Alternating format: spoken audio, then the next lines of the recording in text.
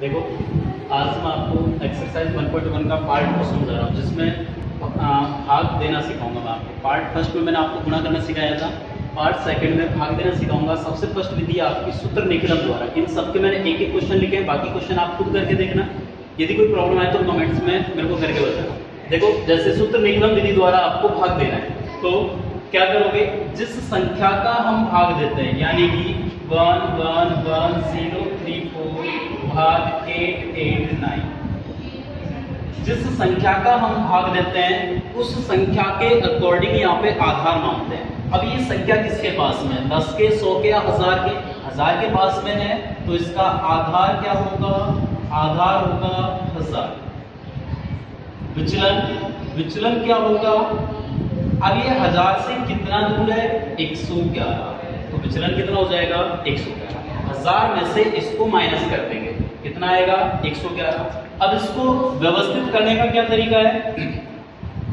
आप इस तरीके से 3 खंड बनाओगे, प्रथम पार्ट, सेकंड पार्ट और थर्ड पार्ट। फर्स्ट पार्ट में क्या लिखना है? जिस संख्या का आप भाग दे रहे हो वो वाली संख्या लिखनी है, उसके नीचे उसका विचलन लिखना है, ठीक है। यानी फर्स्ट पार्ट में क्या लिखोगे आप? जिस संख्या का भाग दे रहे हो वो संख्या लिखनी है, उसके नीचे उसका विचलन लिखना है। कौन सी विधि सीख रहे हैं हम? सूत्र निकलन विधि द्वारा भाग देना, ठीक है। सेकंड पार्ट को अभी थोड़ी देर के लिए छोड़ देना है। लास्ट पार्ट, थर्ड पार्ट में क्या लिखना है? जितनी आधार में जीरो है, आधार में कितनी जीरो है? 3 जीरो, तो पीछे के तीनों अंक आप यहाँ पे लिखोगे।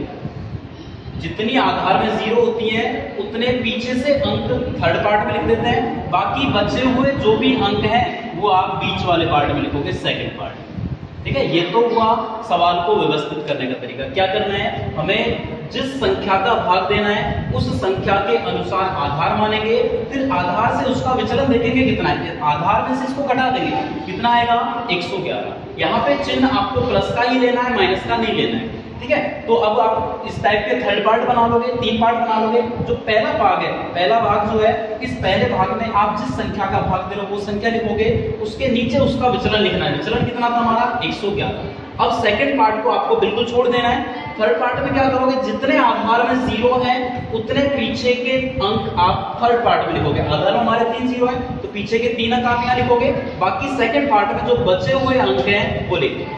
अब इसको सॉल्व कैसे करते हैं? देखो, फर्स्ट अंक को ऐसे के ऐसे उतार, जो यहाँ पे 1 था, 1 को मैंने ऐसे कैसे उतार लिया। अब इस 1 को गुणा करेंगे विचलन से। 1 को जब 111 से गुणा करेंगे तो आपका आएगा 111। अब इस 111 को लिखना कैसे है कि यहाँ से ये वाला ब्लैंक, ये वाले पार्ट को हमें ब्लैंक छोड़ना है, इसके नीचे लिखते हुए चलना है। हर अंक के नीचे एक अंक आता है। इसके बाद क्या करोगे आप? 1 में 1 जोड़ेंगे, कितना आएगा? 2। तो अब इस 2 को गुणा करना है 111 से। 2 को जब 111 से गुणा करेंगे आएगा 222। इस 222 को कैसे लिखना है? अब इस वाले पार्ट को छोड़ देना है, तो अगले अंकों के आगे लिखते हुए चलना है। इनको जोड़ के लिखो, ये कितना हो जाएगा? 4। अब नेक्स्ट क्या करना है आपको? 4 को गुणा करना है 111 से, तो आएगा आपका 444। तो अब इस पार्ट को छोड़ के यहाँ पे लिख देगा, ठीक है। तो अब आपके यहाँ पे अंक खत्म हो चुके हैं। तो ये तो आपका हुआ भागफल, और इनको आप जोड़ के लिखोगे 4 × 4 8, 4 × 6 3 9, 4 × 4 1 7, यानी कि ये हुआ आपका शेष। भागफल कितना है आपका? भागफल आएगा आपका 124, और शेषफल आएगा आपका 798। तो ये आपकी हुई सूत्र निकलन द्वारा भाग देना। इसके बाद आपकी दूसरी विधि आती है सूत्र परावर्त योजित द्वारा। सूत्र परावर्त द्वारा भाग कैसे देते हैं? देखो, क्वेश्चन नंबर 15वां क्वेश्चन है प्रश्नावली का। 2112 में भाग देना है आपको 97। तो यहाँ पर भी क्या करोगे? विधि सेम, निकलन विधि है, बस उसका थोड़ा सा चेंज है। थोड़ा सा चेंज क्या है? आप जिस संख्या का भाग दे रहे हो उसके अनुसार आधार मानोगे। आधार कितना है आपका? 100, क्योंकि 97 100 के पास में। इससे आप इसका विचलन देखोगे, लेकिन यहाँ पे आपको विचलन में चिन्ह लगाना है। ये आधार से कम है तो विचलन माइनस का होगा, यदि ये संख्या आधार से ज्यादा है तो विचलन प्लस का होगा। जैसे कि आपका ये क्या होगा बेटा, -0.3, क्योंकि 100 से कम है, कितना कम है, 3 कम है, इसलिए विचलन हो जाएगा -0.3। लेकिन हम लिखते हैं परिवर्तित अंक, क्योंकि विधि कौन सी है, परावर्त है, तो परिवर्तित अंक लिखना है। परिवर्तित अंक कैसे लिखेंगे, यदि आपका विचलन माइनस का आ रहा है तो उसे प्लस का कर देंगे, यदि आपका विचलन प्लस का आ रहा है तो इसे कैसे लिखेंगे, माइनस का। जैसे सपोज करते हैं ये अंक हमारा 105 होता, तो 100 से ज्यादा है कम है, ज्यादा है, कितना ज्यादा है, 5, तो आपका विचलन कितना होता, विचलन होता प्लस का 0.5। तो परिवर्तित अंक कैसे लिखते, परिवर्तित अंक लिखते -0.5, यानी कि आपका विचलन प्लस का है तो परिवर्तित अंक माइनस का हो जाएगा, विचलन माइनस का है तो परिवर्तित अंक क्या होगा, प्लस का होगा। अब देखो इनको अरेंज कैसे करें, सेम दिखिलम की तरह इसके 3 भाग बनाएंगे। फर्स्ट पार्ट में क्या लिखेंगे, जिस संख्या का आप भाग दे रहे हो वो संख्या आएगी, उसके नीचे उसका विचलन आएगा, ठीक है। इस माइनस को हम ऐसे भी दिखा सकते हैं इनके ऊपर लगा करके, और फिर उसके नीचे आएगा इसका परिवर्तित अंक, ठीक है। सेकंड पार्ट को बिल्कुल छोड़ देना है।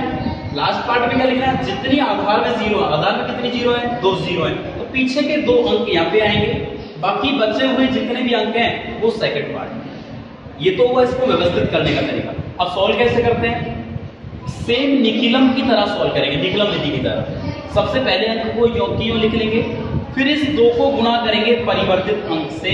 2 को जब 0.3 से गुणा करेंगे तो 0.6, इस 0 को लगाना नहीं भूलना है हमें। यदि आधार में 2 0 है तो विचलन में 2 ही अंक आएंगे, ठीक है। जब इसको 2 को 0.3 से गुणा करेंगे तो आएगा 0.6, लिखोगे कैसे, यहाँ 0 और यहाँ 6। अब 1 में 0 जोड़ो, कितना आएगा, 1। तो अब इस 1 को गुणा करोगे 0.3 से तो आएगा आपका 0.3। उस 0.3 को कैसे लिखोगे, इस तरीके से। अब आपके यहाँ पे अंक खत्म हो चुके हैं, तो ये तो आपका हुआ भागफल, और इनको सॉल्व करो, 2 और 3 5, 6 और 1 7, ये आपका हो जाएगा शेषफल। यानी इस सवाल में आपका भागफल तो 21 आएगा और शेषफल क्या आएगा, 75। तो ये विधि कौन सी हुई हमारी, परावर्त योजन। अब आपकी लास्ट विधि जो बच रही है वो विधि है ध्वजांक विधि। ध्वजांक विधि से भाग देना। देखो जैसे हमारे पास संख्या है भाग 119, विधि है हमारी सूत्र ध्वजांक विधि, भाग देना है। क्या करोगे, इसमें हम 3 पार्ट बनाते हैं, first part, second part, third part. तो इसके जो स्टार्टिंग के अंक होते हैं इन्हें तो हम मुख्यांक बनाते हैं, और जो बचा हुआ अंक होता है इससे ध्वजांक बना लेते हैं, यानी कि ध्वज के रूप में इसके ऊपर लिख देते हैं, ठीक है। या ये मुख्यांक है और 9 क्या है यहाँ पे, ध्वजांक। 11 तो हो गया मुख्यांक और 9 है आपका ध्वजांक। अब ध्वजांक में कितने अंक हैं, 1 अंक, तो उतने ही पीछे से 1 अंक यहाँ पे लिख लोगे, बाकी बचे हुए अंक आप बीच वाले पार्ट में, सेकंड पार्ट में लिखोगे। ध्वजांक में जितने अंक आ रहे हैं उतने अंक आप थर्ड पार्ट में लिखोगे, बाकी बचे हुए अंक आप बीच वाले पार्ट में लिखोगे। तो अब सॉल्व कैसे करना है आपको, स्टेप फर्स्ट में आपको 59 में भाग देना है 11। जब 59 में भाग दोगे 11 का तो आपका भागफल आएगा 5 और शेषफल आएगा 4। भागफल को यहाँ लिखते हैं, शेषफल को यहाँ लिखेंगे। 59 काम में ले लिया तो 59 के नीचे ये अगली संख्या के नीचे लिखना है 4, जो आपका शेषफल आएगा। तो नया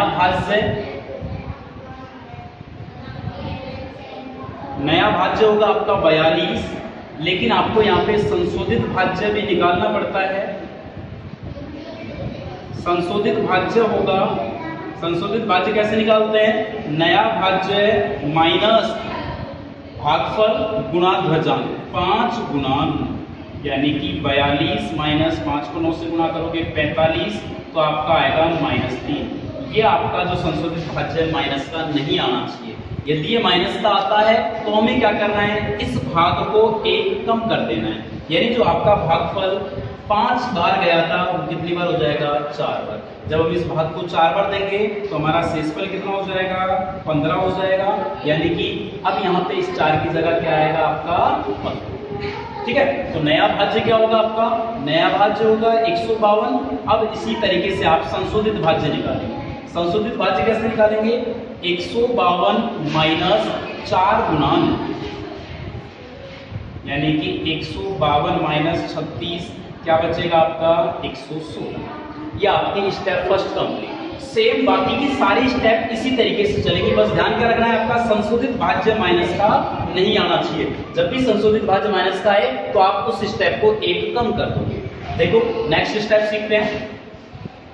अब हमारे पास संशोधित भाज्य है 116। Step second. स्टेप सेकंड में क्या करना है? 116 में भाग देना है वापस मुख्यांक का 11। तो भागफल, वैसे तो हमारा भाग 10 बार जा रहा है, लेकिन 10 बार देंगे तो वही आपका जो संशोधित भाज्य माइनस का आएगा। इस वजह से कितनी बार देंगे? 9 बार। यानी आपका भागफल कितना आएगा? 9। तो शेषफल रहेगा 17। भागफल को यहाँ लिखते हैं, शेषफल को अगले अंक के आगे। यानी नया भाज्य कितना होगा? 178। लेकिन आपको संशोधित भाज्य निकालना होता है, तो संशोधित भाज्य इस 178 में, यानी नए भाज्य में से माइनस करेंगे भागफल गुणा ध्वजांक। 9 गुणा 9, यानी 178 में से 81 माइनस करोगे तो ये बचेगा आपका 97। ठीक है, वो संशोधित भाज्य प्लस जा रहा है, नो प्रॉब्लम। अगला आप वापस नेक्स्ट स्टेप स्टार्ट करोगे। स्टेप थर्ड में क्या करना है आपको? 97 में भाग देना है 11। कितनी बार जाएगा? भागफल आपका 8 बार भाग जाएगा। 11 8 81। तो शेषफल कितना बचेगा? शेषफल बचेगा आपका 9। ठीक है, 8 बार भाग गया, शेषफल कितना बचा? 9 बचेगा। ठीक है, तो नया भाज्य आपका 93। लेकिन क्या निकालना होता है आपको? संशोधित भाज्य। संशोधित भाज्य कैसे निकालते हैं? नया भाज्य माइनस भागफल गुणा ध्वजांक 8 गुणा 9। 93 माइनस 8 9 72 क्या बचेगा? 21 प्लस का आ रहा है। तो अब अगले स्टेप, यानी सारी स्टेप सेम है, बस आपको ध्यान में रखना है कि आपका संशोधित भाज्य माइनस का नहीं होना चाहिए। तो नेक्स्ट स्टेप फोर्थ में क्या करना है आपको? 21 में भाग देना है 11 का। कितनी बार जाएगा? भागफल 11 एकम 11 एक बार जाएगा। और शेषफल कितना बचेगा आपका? शेषफल बचेगा 10। तो भागफल यहाँ लिखोगे और शेषफल इस अगले अंक के आगे। जैसे हम इस पक्ष में जाते हैं, यानी तीसरे पक्ष में जाते हैं, तो अब आपको स्टेप को आगे नहीं बढ़ाना है। यानी कि जो आपका नया भाज्य होगा वो होगा 107। लेकिन संशोधित भाज्य ना निकाल करके आपको अंतिम शेषफल निकालना। अंतिम शेषफल कैसे निकालते हैं? जैसे आप संशोधित भाज्य निकालते हो, नया भाज्य यानी 107 माइनस भागफल को गुणा करोगे ध्वजांक से, 1 को गुणा करोगे 9 से, यानी 107 माइनस 9 बचेगा आपका 98। तो आपका जो शेषफल आया है वो क्या है? 98। अब इसको लिखोगे कैसे? यानी आपका इस सवाल में जो भागफल है, भागफल तो है आपका 4981, और जो आपका शेषफल है, शेषफल बचेगा 98। ये आपका आंसर। तो इस तरीके से हमने आज भाग सीखा। नेक्स्ट स्टेप में एक्सरसाइज 1.2 करेंगे नेक्स्ट पार्ट में। ठीक है, कोई यदि इसके अंदर आपको कोई प्रॉब्लम हो तो आप बता सकते हो उस चीज को, आगे सॉल्यूशन आपको मिल जाएगा।